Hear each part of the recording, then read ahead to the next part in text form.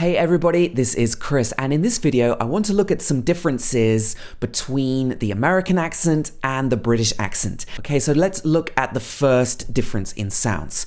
Let's watch the first clip. And so I watched a lot of, Rodgers and Hammerstein musicals and... So in this clip, she said the word watched.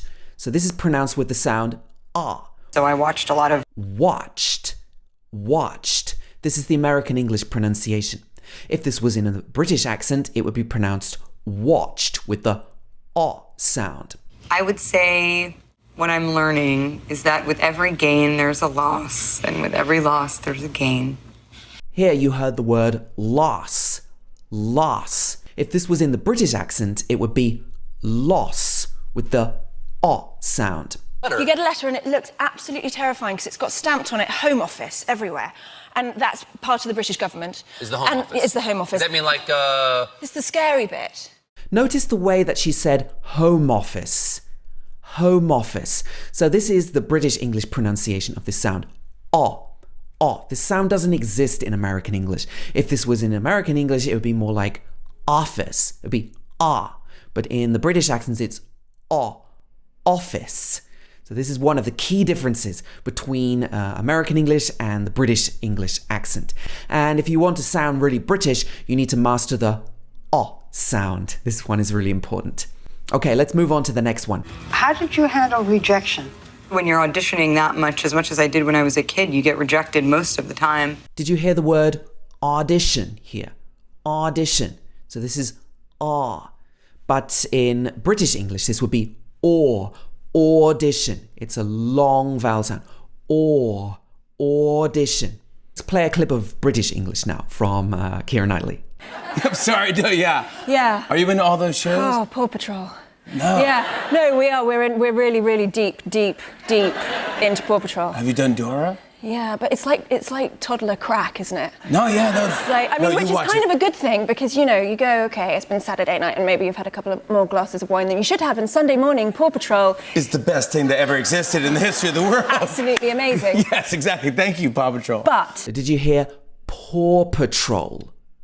Paw Patrol. So here again, you've got this or sound. If this was American English, it would be Paw Patrol or Paw Patrol. You even did Nothing's Bothering Me. Oh, yeah, of course. You are that was musical talent. That's fantastic. Thanks. Did you hear how she pronounced of course? Of course. Again, this is a long or sound. If this was in the American English accent, it would be of course or. This would have an R-colored vowel sound here. More of like this sound. Course. But in the British accent, it's course. So if you really want to master the British accent, you need to learn the sound or like that. Let's listen to another example of it. You've got a big honor recently. You were in, I got the word right now, the Queen's Birthday Honors List this year. Yeah. And what was it you were awarded? I'm awarded something called an OBE. Did you hear how she said awarded? Awarded. So this is the sound or again. If this was in the American accent, it would be awarded. It would have this R-colored sound. Awarded. But in the British accent, awarded. She also said OBE. The way she says O is also a very British-like sound.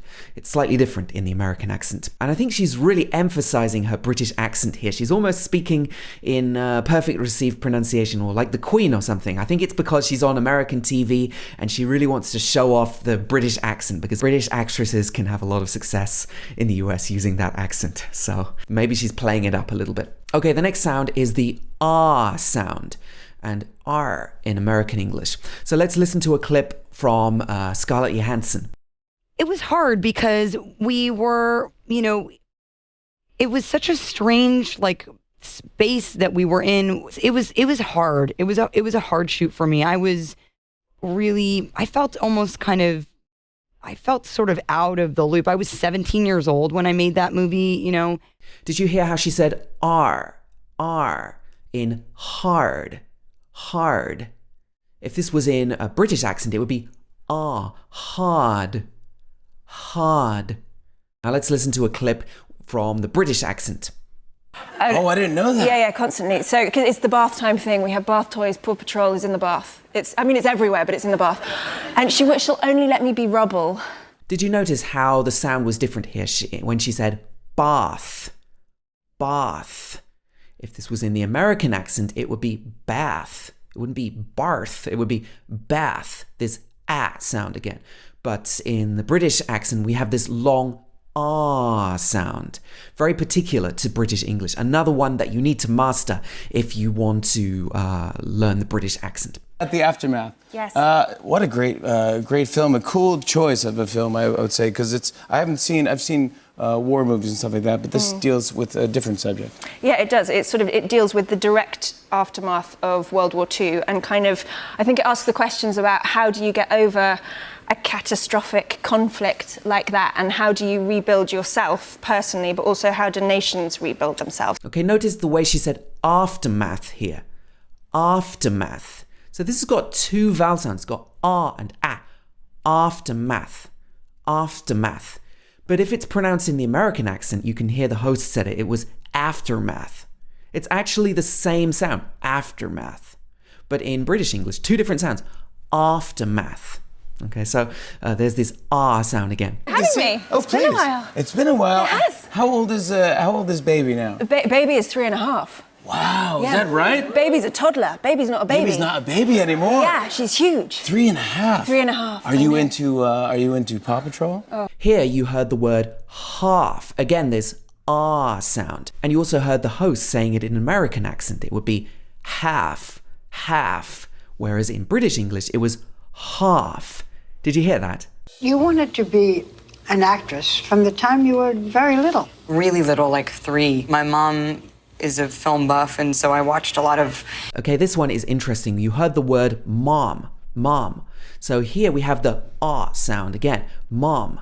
This is the American English pronunciation. In British English, we say mum with this sound, mum, mum. And it's also spelt differently in British English. You need to watch some of these spelling differences and also key words that are pronounced differently.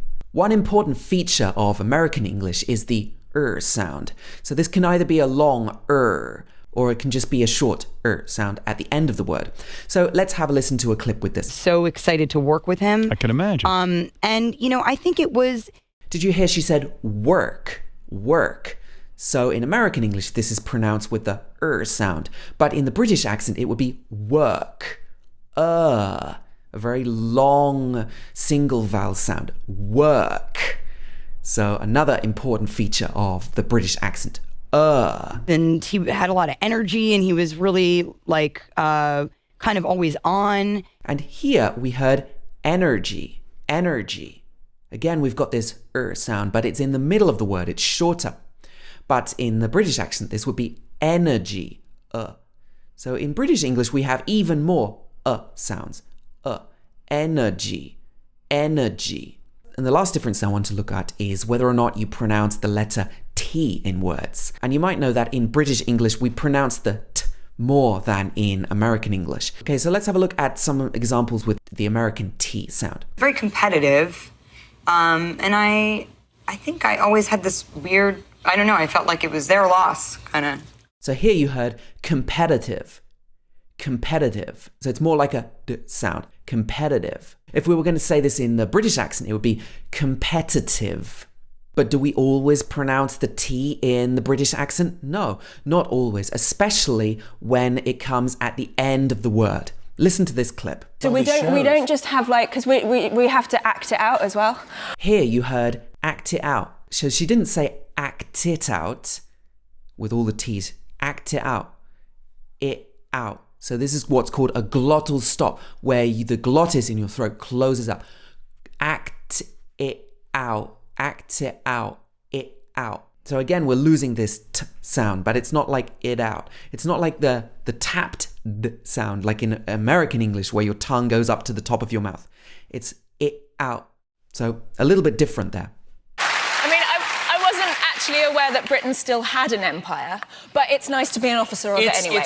It's fun size. It's a fun size little empire tiny now. little empire. Here she was saying the word Britain, but she didn't say Britain. She said Britain. Britain. So this is actually a very common way to say this word. Not everybody will say Britain. Some people will say Britain, Britain. Again, with a glottal stop. Your glott is in your throat, closing up. Britain, Britain.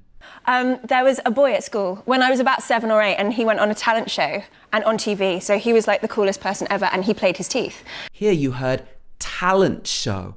Talent show. She didn't say talent show with the t. Again, she missed this sound off on the end of the word. Talent show. Now, Emma Thompson was also on the list this year. She's being made a dame. Now, what is it? Is that better? It's better. It's a better honour, yeah. Oh, okay. But I'm fine with that. I'm such a huge fan of Emma Thompson's. So am I. We just had her on last week. Oh, isn't she in that great? very chair. Really? So what you just heard was something like the American tapped T sound. Better, better. In American English, this would normally be better, better. Your tongue just taps on the top of your mouth. Not like a D, but it just taps slightly. Better, better. But sometimes in British English, you will hear something similar to this. It's not really a very native British pronunciation, but it's come over from the US. A lot of people watch a lot of American TV series and TV shows, and they will pick up some features of American English pronunciation. So even in the UK, you might hear better, better, better. But you wouldn't hear the sound at the end. It would be more like better, better. Actually, I'm really hoping what I was trying. My daughter was having she's 3. She's a three-nager. Okay, in this clip, she said the word daughter. Daughter. So here, she's pronounced the t in full. If this was an American pronunciation, it would be daughter. Daughter. Der at the end. Daughter. But again, she has the long or sound, and then she's pronouncing the t in full.